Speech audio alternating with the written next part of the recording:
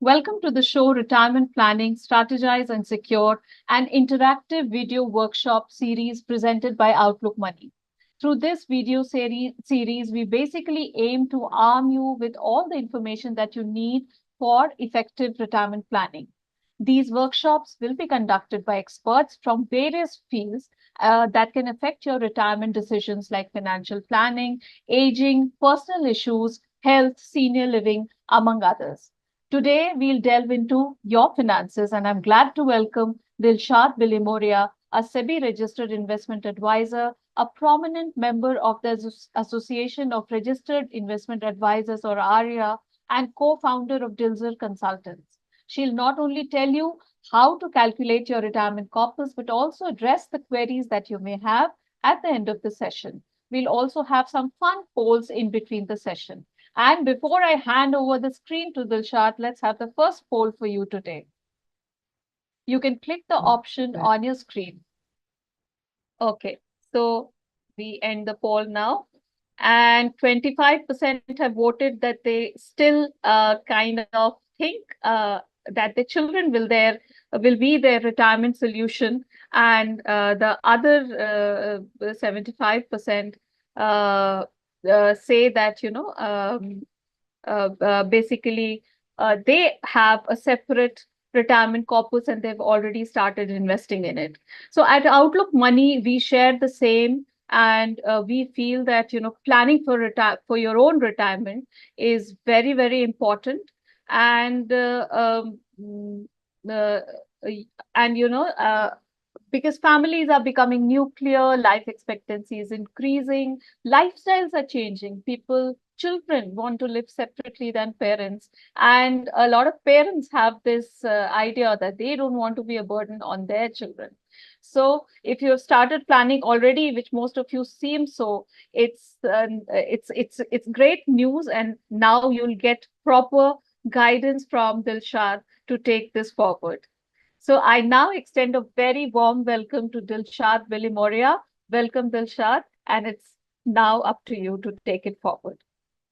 Thank you so much, Nidhi and the Outlook Group for giving me this opportunity. It's fantastic to kickstart the series on retirement planning, both at the accumulation and at the distribution phase. So what I'll be doing in today's webinar is I'll be taking you all through some very basic concepts on retirement planning, both at the accumulation and distribution stage. And I'll also be highlighting what are those other factors other than the number crunching that one needs to look at, and the experiences that we have faced with clients, asking on sometimes when you embark upon retirement, you realize that it's not the rosy picture or that specific date that you've always planned for. In fact, Mitch Anthony in his book, Retirement Planning, has stated that he's had clients with some of the worst experiences who've said that this is the start of retirement for them. So I'll be sharing a presentation, and Nidhi would coordinate and moderate the session. So thanks again, Nidhi, on the same. Great, Dilshad. And before Dilshad starts sharing her screen, I would just request all of you, the audience here, that if you have any queries, please click on the Q&A tab and put in your queries there. Both Dilshad and I will be able to see it, and we'll address it as the session progresses. Sorry, the presentation has just gone. Maybe you can just give me a minute. So in the meanwhile, I would really like to have some of you writing in the Q&A tab, where we can really use it as an interaction tool for this workshop on why do you think it is important to save for your own retirement, since about 75-76% said that they will be they are investing for their own retirement. So Mr. Srinivas Rao is asking, how do we plan age-based retirement plan? There are a lot of things that Dilshad has in a kitty to kind of, maybe answer your questions already. And the presentation is on the screen now. So Dilshad, you can take over, please. Great, thank you. So let me start with something very basic, right? Retirement in most, and we have seen in developed countries, there are typically people who have organized retirement schemes, like when you're working in India, also you have things like your EPF, your superannuation, your gratuity. But there is a very large audience who also belong to the sector where they don't get, planned retirement benefits from their company. So in such cases, they need to either build a corpus on their own or like Nidhi had asked, depend on your family members, which is not a very good thing, right? Because we've seen sometimes in the past how family and children react to old age parents as well. So the formal retirement planning guide typically would mean, benefits like your superannuation, gratuity, EPF. But if you don't have such organized programs, there are a host of investment options that you can plan. And the earlier you start, the better, right? So that's an important point. So I thought this is some of the mistakes that we have seen across, our clients when it comes to in the accumulation phase, not planning properly for retirement. Like, for example, choosing the wrong asset class, right? So we've got people who are so risk averse that sometimes, even though they are young, they do not want allocation to equity. So it's very important to choose the right asset class, to using the accumulated investments that you've built towards another goal. Now, this is a big no-no, right? So again, EPF, superannuation, these are things that have to be built towards the retirement corpus only. In fact, the good news is that many of our clients' retirement corpuses are actually fulfilled just by EPF and superannuation and gratuity, right? So it's important that we plan for a certain goal, we allocate resources for a certain goal, and do not compromise on using those, hard-earned money and those resources towards any other goal. And of course, starting retirement planning late, right? So the earlier you start, you get the benefit of compounding, and compounding is like the eighth wonder of the world, right? So estimation of expenses. Now, this is, again, a very, very important misjudgment of expenses. And again, here we break it down into expenses that may not continue into retirement. Like, for example, if you're funding your children's education in your working years, typically by the time you start retirement, you should be free, or you should have built a corpus also to take care of their education requirements, which is independent of building the a retirement corpus. So make sure that you look at the retirement, and it's important to realize that the retirement goal is one of the longest. It's not like any other goal which will just last for a year. So if you're planning for your children's marriage, it's say 10 years from now, 5 years from now, 15 years from now, but it's on one specific year or date. If you're planning for education of your children, again, it's maybe spread over 3 to 5 years, depending on the course, etc. But it's again at a specific time. Retirement is the longest goal and therefore the highest uncertainty when it comes to planning, because it involves factors like uncertain inflation rates, uncertain interest rates, a host of instruments that may or may not beat inflation, that may not be tax efficient, right? So it is the trickiest of all goals. Right. So before Dilshad, you talk about why one should not avoid equity. In fact, I want to know from the attendees, where do they invest for retirement? So let's have another poll on that. Please click on your screens. And if you think you, invest in multiple things, click on the one that you invest in the maximum. So we'll just wait for 30 seconds and then we'll end this poll.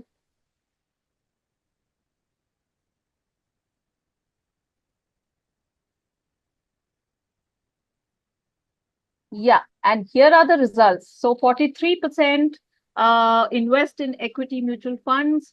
Primarily, 13% have taken to national pension system, which is also good news because it's a new instrument.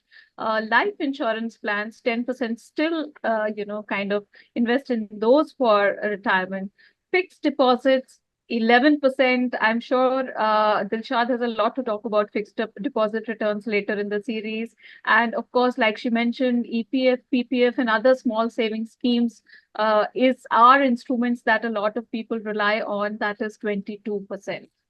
So that is something interesting. And now let's hear from Dilshad about your equity investments.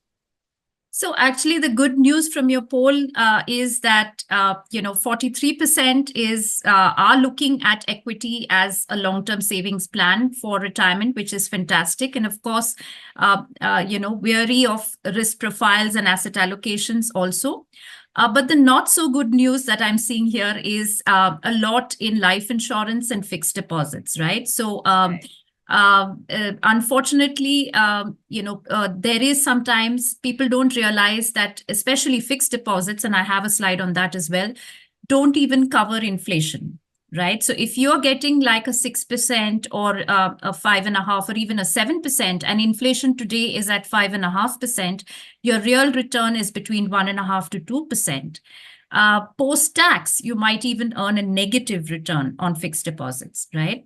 So yes, it is guaranteed, it is fixed, but according to the Banking Regulation Act, up to 5 lakhs of one's deposit is only guaranteed by the bank, right? So it's not always the best instrument. And of course, life insurance plans also have, their disadvantages. So I'll leave Nidhi to look at that at another session. But this is a slide that was prepared on cost of avoiding equity as an asset class, right? So here there are 3 scenarios: equity, debt, and fixed deposit. And the rates of return are mentioned over here, and they're quite conservative. These are pre-tax returns. And say a person wants to build a corpus of 4.6 crores under each of these options. Now, by avoiding equity as an asset class, and say someone chooses fixed deposit, they might need to invest much more, assuming that all other parameters are the same. So a person aged 35 years of age who wants to retire at age 50 and needs to accumulate a corpus of 4.6 crores, and how that corpus is also created, I'll come to that. But this is the bottom line. So with the return of just 7%, that person needs their money to work harder for them. And therefore, the savings required would be much more to reach that same corpus. So this is what is, the cost of delay of, and it could also mean the cost of delay and not investing in equity as an asset class, right? So this is an important takeaway. Now, like I mentioned earlier, retirement is very tricky because there are so many variables associated with it, right? We have, and this is just the number slide. You have other factors like legal and emotional and, family matters, etc. So, but when we take into consideration building a retirement corpus, you need to plan pre-retirement, post-retirement, right? So the pre-retirement or the accumulation phase also needs to ensure that your money works hard for you. And that's where the choice of asset classes, the rate of returns, how the portfolio is growing, is it meeting the corpus that you have planned for? Those are the checks that are required, right? And when you embark upon retirement, there's a completely different set of checklists that you would need to look at. How long will your corpus last? What are those instruments that will give you the most tax efficient return? See, for example, somebody who had invested in the late 90s, early 2000s, say in PPF itself, PPF was giving something like 12% rate of return in those days. No longer, and the PPF rates today at around 7.1%. So no longer that corpus would have sustained them till their life expectancy. With medical advances, we are seeing that people are living longer. In fact, it is proven that the life expectancy in India has gone up from 62 to 65 years of age. And actually, in reality, it is even higher, right? We are seeing people stay till 85, 90. So it's important that, when you're planning for your retirement, you're seeing whether the corpus lasts for you, and how long does it last for you and your spouse?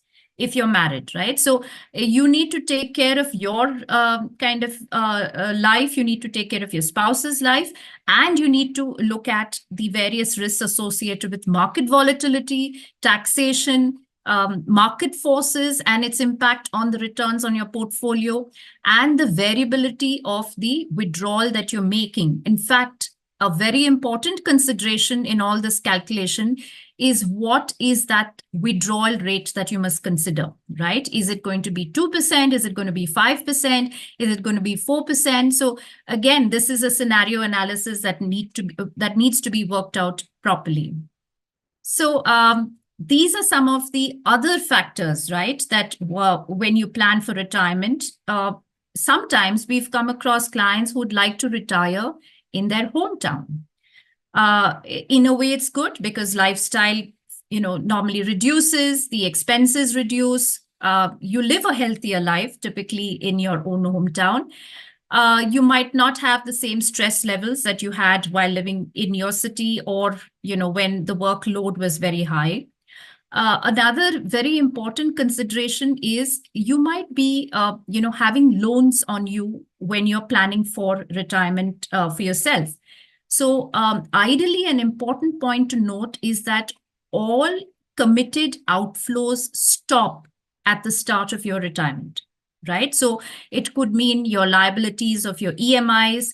It could mean funding for your children's education. It could mean, looking at various other factors that are committed expenses or outflows that may start at retirement. So it's important to make note of those expenses as well, and to realize, and again, to divide your retirement as early, mid, and late retirement, right? Because early retirement is typically when many people still continue working, but at a reduced kind of number of hours, or a reduced pay, or variable, flexible work times, etc.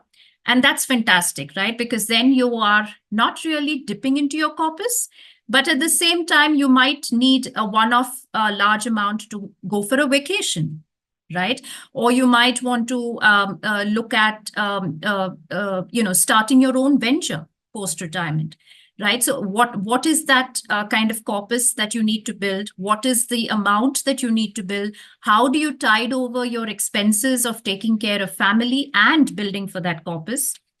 And a very important realization is loneliness, okay? And this is what I was talking about when we just started, that sometimes people were used to a very, very, fast-paced life pre-retirement, right? So these are questions that we have actually tried to bring in discussions, saying that what is it that you really want to do? What is your passion, and and build around that, right? So it's not as simple, like I said, of just building a corpus, but to plan upon various other factors, which might be legal, which might be social, which might be emotional, and of course, the number part of it as well.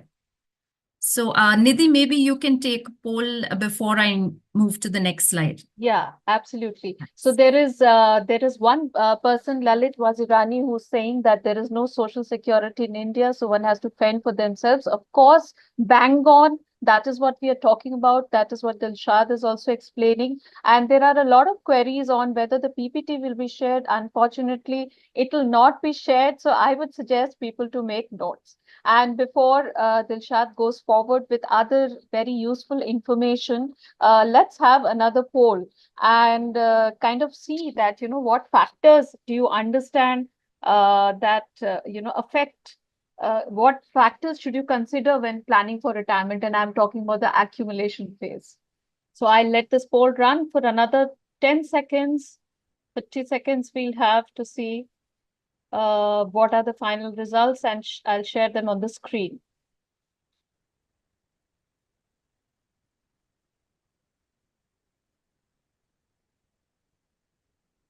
Yes. So we have the results here. So 12% say it's the choice of investment, rate of interest 5%, inflation rate 6%, considering your life expectancy, depending on what is the average for India and your family as well, that will make a lot of difference. That is 3%, and 75% say all of the above. In fact, I would also say all of the above and maybe some more. And Dilshad has talked about that and talk a bit more about that now.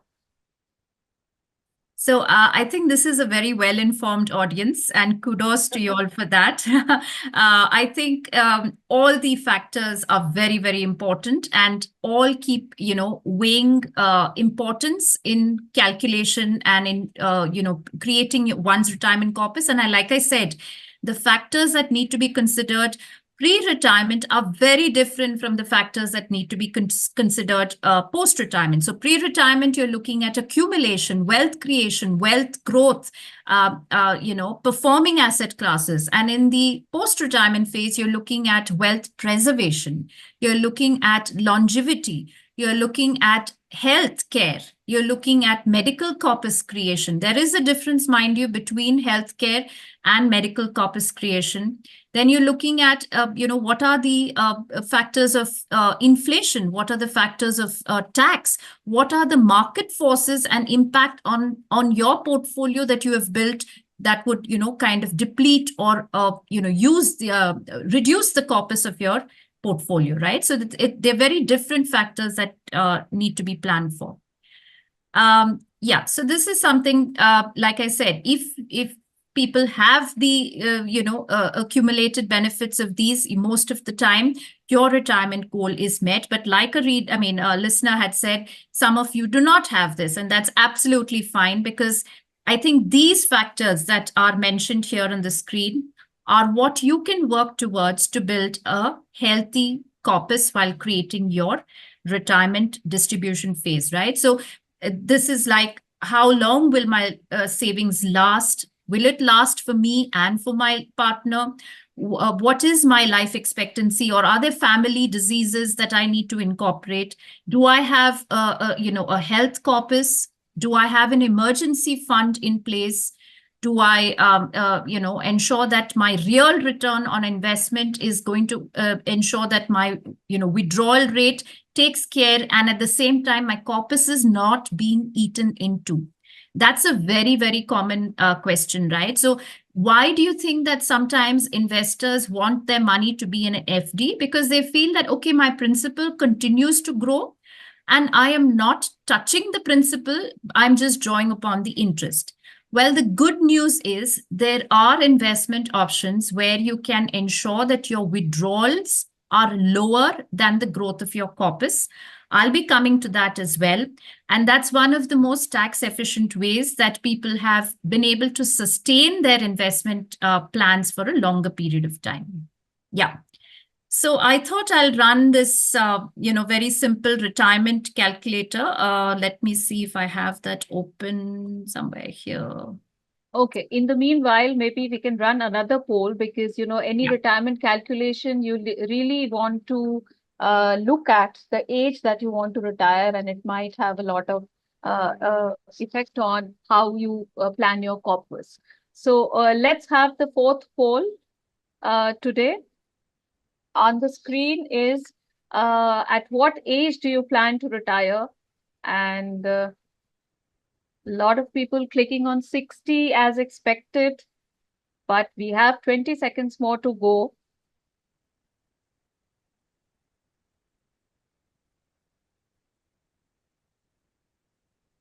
Yeah, so a lot of them expecting to retire at 45 as well. So I'm ending the poll now. And let's have the results now. So, okay, only 50% want to retire at 60. The rest actually want to retire much earlier, some at 55, that is 25%. One-fourth of you want to retire at 55, 14% want to retire at 50, and just 11% want to retire really early, that is 45. And young audience are with us, very heartening to see again. And Dilshad is out with her Excel to help you guys understand it. So, I like the audience who have said 60 as their retirement age. And for those millennials out there, just take a 1 month break of your work and ask yourself, or even maybe 6 months, and you realize that, you need to do something. Right, you need to keep yourself busy. You need to follow your passion, and of course, you can reach that level, and that's what I'm going to cover as well, which is called financial independence, right? So you need not retire so early. Believe me, it's not worth it. So here I've just got a very simple calculator, which I thought I could get answers live from the audience, but I'll share the calculation. So I've assumed an age of 30 years of any individual with a 60 years at start of retirement. And say your expenses today are 10 lakhs per annum, which is about 83,000 per month. Okay. The amount that you would need in the first year of retirement, and this is your annual expenses, is about 57 lakhs to maintain the same 10 lakhs per annum. And that translates to about 4,78,000 per month. Now, assuming your life expectancy is 80, you will need a whooping 10 crore 40 lakhs as a corpus available. And to meet this 10 crore 40 lakhs, you would need to invest 57,000 per month at a rate of return of 9%, such that you're able to achieve your goal 100%. Right? So, I could change the numbers here. I could say one is 25, and I could say your expenses are 5 lakhs. The important column that you need to look at are the last two, right? So what is that corpus that you would need, and what is the amount of saving? And I've assumed a very conservative investor at 9%. We can also calculate at 12%, 15%, 10%, but it's always better to be conservative in your approach while doing your estimates for your life goals, right? Especially retirement. So these are, and remember, if the markets today are giving you 20%, 25%, upwards, the party will not last. The lunch, there is no free lunch, and party will not last as long. Of course, we have the backings of a fundamentally strong economy, a good government, etc. But one needs to ensure that they plan effectively for their even the worst of times, right? And there are enough statistics to show when things fall and don't do well, they fall like a torpedo. Even worse than when it rises, right? So say, for example, 50 years of age you are today, and your expenses are 15 lakhs per annum, you would need, and you retire, again, we've assumed that the retirement age is 60 in all cases. You can change the retirement age as well. You would need a corpus of 4.87 crores and an investment much higher, because you're starting late. You're closer to the start date of your retirement, which is just 10 years away.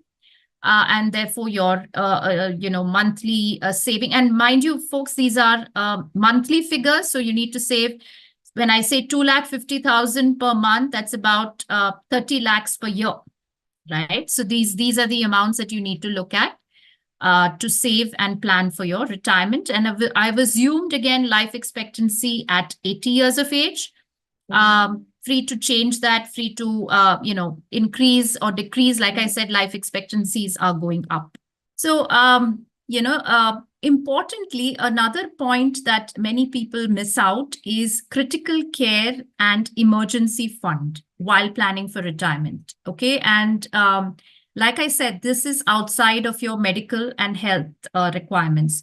So it's very important that you understand that building a critical care corpus, especially if your family has a history which is, of diseases, etc., and a medical corpus. So very importantly, expenses like, say, a cataract surgery or a knee surgery or a hip replacement are not covered by normal health insurance, right?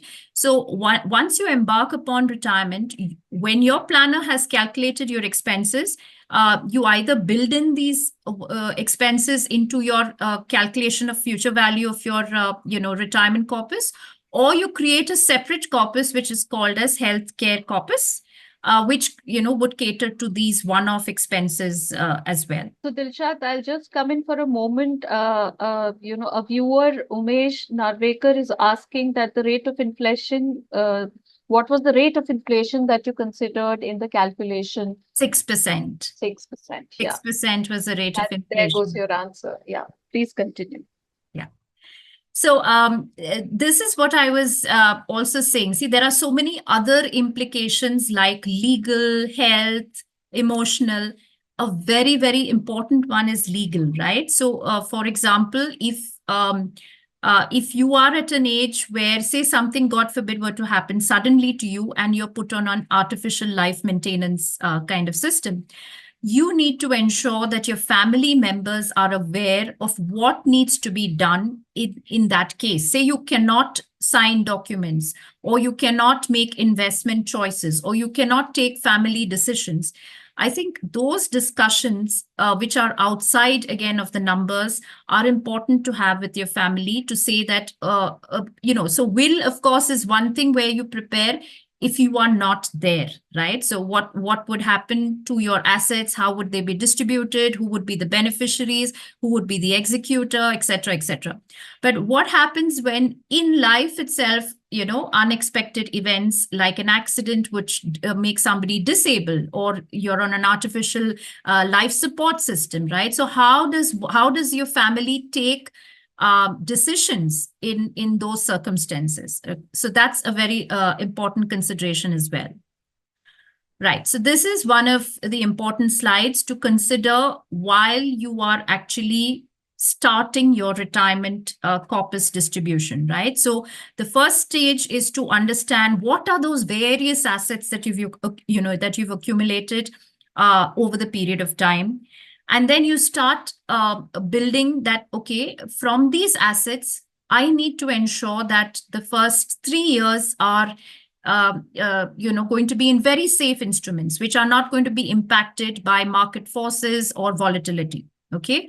Then what is the inflation that I need to consider, when I'm building the retirement distribution and retirement accumulation? So obviously, at retirement distribution stage, we try and take a lower inflation because, as we know, the Indian economy inflation rates are reducing, right? Then what are those various strategies or options that you need to plan to build for your client post retirement, right? So it could even mean the senior citizen savings scheme. It could even mean, the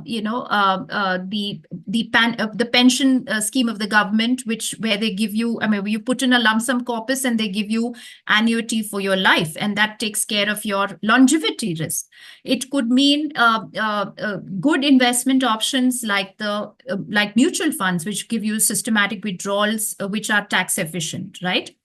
Then we say that out of this, how do we bucket the various investments into different buckets so that we're able to draw upon each bucket without disturbing the rest of the corpus and without eating into the corpus, right? So that's again a strategy that you need to work on.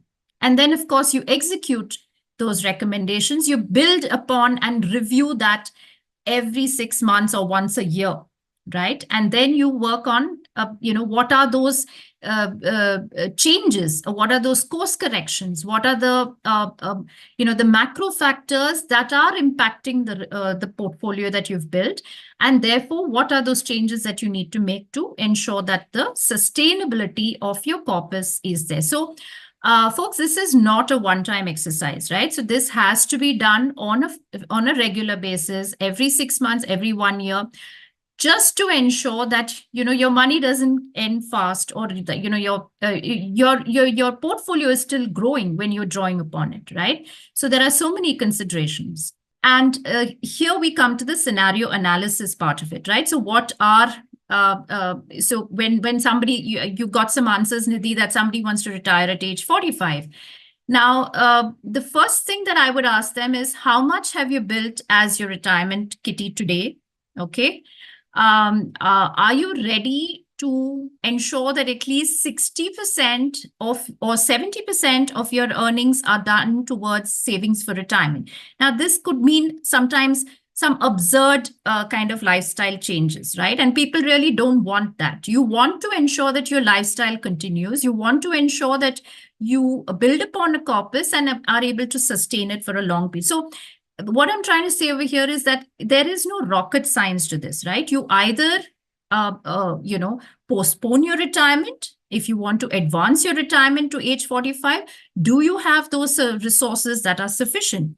And if you have those resources that are sufficient, are you saying that from age 45 till your life expectancy, which is 80 or 85, you have that much of a corpus that is going to sustain you and weather the market conditions, inflation rates, tax details? Of course, you will need the help of a financial advisor on this.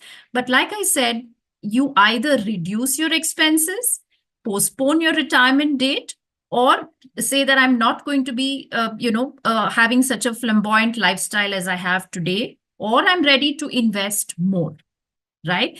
So these are the 2-3 factors that you keep playing around with to decide and to arrive at typically when can you take that plunge into the start of retirement. Right. So this is what I said. Financial independence is not only about stopping work. It's not about retirement, but it's doing something that you would love to do without having to, fall back on saying that I need to work for a certain income. I need to feed my family. I need to ensure that my loans are covered. I need to put my children through college, etc., right? So you can achieve, and this would be a better way of looking at, saying retirement, because you can achieve financial independence by just managing your portfolio in an efficient way, right? So that is basically where you have the freedom to make choices, to make investment decisions, to make other decisions, and you're not dependent on that monthly paycheck. You are not dependent on that monthly paycheck, which is what is going to lead to the ability for you to take better investment choices. So passive income through rentals, or tax-free adjusted income through, other investment options, right? So that is where you are trying to now optimally grow and, create your retirement corpus. So I said I'll be coming upon the slide, which talks about returns post tax and post inflation in which is the real return. So if somebody had invested in a fixed deposit and say the return was 6% and inflation is at 5%, your net return post tax, etc., is not even going to be a 1%, right? So sometimes, like I said, the real return on any instrument is a decision factor for you to decide to invest in that instrument. And here are some other points to consider when you're taking an investment decision. Is my investment liquid? Okay, because you might get various fancy investment options and choices that at the end of the day is going to lock your money, and you don't have an exit, you don't have a way out. Is my investment choice inflation adjusted? Is it going to be tax efficient? And is it going to ensure that I'm able to sustain or take the advantage of, moving from various markets? Because today, only change is the constant, right? Nothing is constant. Everything keeps changing. And therefore, you must have that option of continually monitoring and making changes to your portfolio. So this is a very important strategy. People can write books on this, the bucket strategy, which typically advisors suggest to their clients when it comes to the retirement distribution stage, right? So typically your emergency requirements for the first 24 months are covered in a very safe investment, in liquid funds, or in arbitrage, or in bank quasi-FDs, etc., because you don't want any volatility. You may have built a corpus, but it has grown into other asset classes of, alternatives, equity, real estate, etc. So you need to start consolidating and moving things into liquid assets. So the next bucket is where you take care of the first 3 years of your expenses, right? So what are those typical investment strategies? So now, this is not a hard and fast rule, okay? I could possibly move, hybrid to bucket 3 and keep only bucket 1 for arbitrage.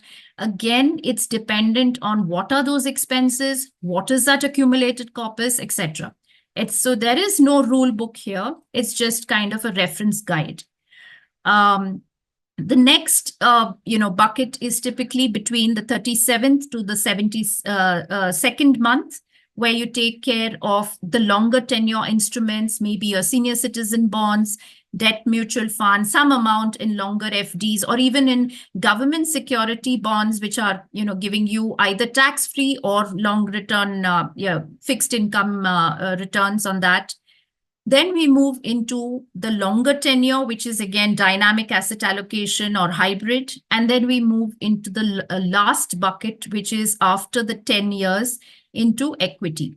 Now, again, in equity, you have so many categories, right? You have large cap, mid cap, sectoral, flexi cap, multi cap, and it goes, and the list goes on, right? But like I said, these investment options are not a rule book, right? It's just a reference guide for you to realize that, okay, ideally, typically longer is my holding period, and therefore I would put more money into equity, which is a no-brainer there. So this was a strategy that we had built where we said that suppose today you have a 1 crore corpus. Okay, and we are trying to compare here the difference between SWP, which is your systematic withdrawal plan, and the dividend payout option. And in the systematic withdrawal plan, we are trying to show that, what you draw upon, you are paying tax only on a certain component of that amount. And therefore, you get 2 benefits right away. Your tax on that withdrawn amount is much lower because you're paying tax only on the gains. And 2, your remaining corpus is continuously growing for you. And that will take care of the longevity risk. Now, if somebody were to say, no, I want the dividend option of a mutual fund, and both these are mutual fund kind of analysis, 2 big disadvantages are dividends are taxable, and this was started 2 budgets ago, and the dividend amounts may not be constant. And a third, which I have not written here, is whenever a dividend is paid to you, the corpus reduces to the extent of the dividend that is paid. So effectively, what if the withdrawal that you're getting in terms of a dividend and the balance corpus that you have left, you're actually going to eat upon that corpus, which I've shown here in red, right? So you don't want that situation to happen. You don't want to eat upon, your principal, but you want a strategy that is going to ensure that you get a good amount, a healthy amount. And here I've done a comparison on both cases, where your returns are going to be good in the withdrawal part, as well as the corpus at the end of the period is going to be more than your invested amount, right? And that's what you try and aim for at all points, right?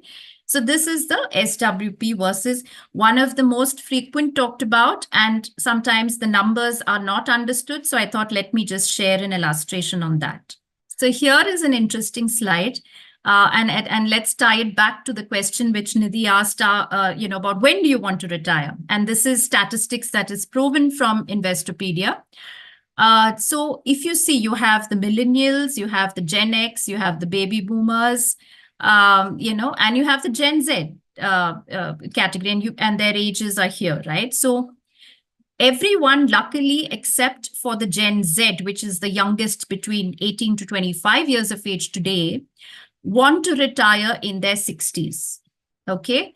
And again, here it's a lifestyle choice, or it's like the options, etc. Whatever may be the rationale or the reasoning behind Gen Z. And again, there's no hard and fast rule. It's just kind of illustration, and of course, backed by research about when typically people want to retire. And this is an assumption of, therefore, how should you be building your corpus so that you're able to take care of this a period where, and remember, obviously, the later that you retire, the period in retirement is shorter, and therefore the uncertainty also reduces. It's not left, I mean, it's not lost, but it's reducing, right? So this is just a kind of data point. So these are typically questions that, investors ask, do I have enough when I retire? Like I said, what if I am incapacitated in my life? Is my spouse's life also covered in my absence? Okay. What if my spouse predeceases me? Will healthcare take care of, or will the corpus that you have created but take care of healthcare and vacation and other recurring things, like, say, I want to repair my house every 5 years. I need to, build upon those things as well when I'm creating that corpus, right? So these are typically the normal questions, but it's important to be aware of these questions. So that brings me to some of the questions that our attendees are asking today, the viewers. A lot of them are asking questions about taxes, national pension system, health insurance. I assure you, this is a video workshop series, and we are going to address all of these issues separately. So for that, I'll request all of you to tune in as we come up with different topics and address different issues.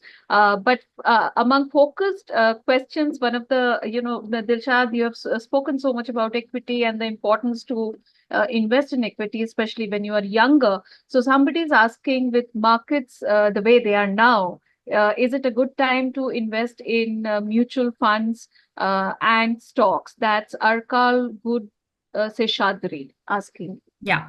So definitely mutual funds. I would think the kind of investment categories are all covered in mutual funds.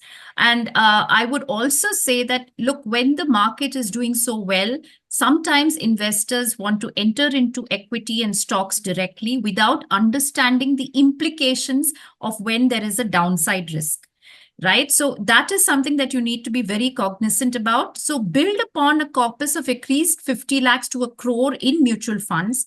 And then I would say, enter into direct equities, because remember, in mutual funds, you're getting the same theme, you're getting the same objective, better strategies, and you have a portfolio of diversification, which automatically reduces your risk, right? Whereas in stocks, you are just buying that one stock and hoping for it to do well. So again, a lot of real estate questions, and some of you who are raising hands, I would request you to go to the Q&A tab at the bottom and post your queries there. We won't be able to take a lot of queries, so I'll take two more. There is Paneer Selvam, who has a very genuine query saying that, what about those earning between 50 to 60,000 per month? And if they are in their 40s, how do they go about retirement planning?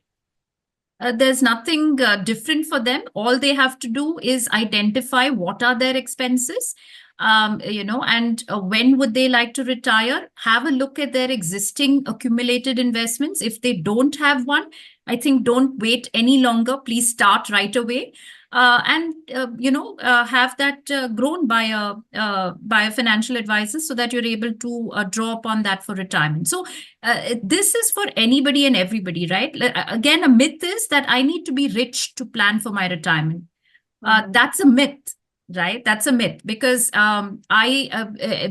I have whatever I have, and if I work with it in the right manner, I think I can achieve that to the extent that is within my lifestyle and within my life expectations.